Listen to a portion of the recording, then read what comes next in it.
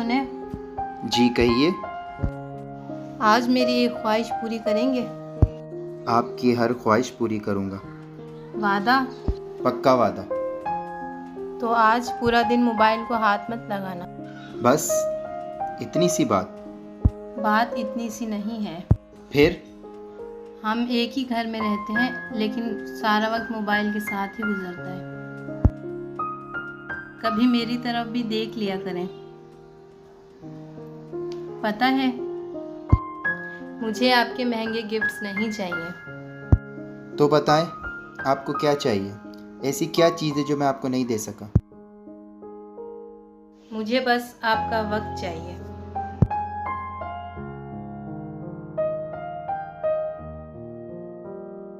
مجھے معاف کر دو، میں گھر میں تو تھا مگر آپ کے ساتھ نہیں تھا۔ آج کا دن یاد رہے گا۔ اب سے میری پہلی توجہ آپ ہوں۔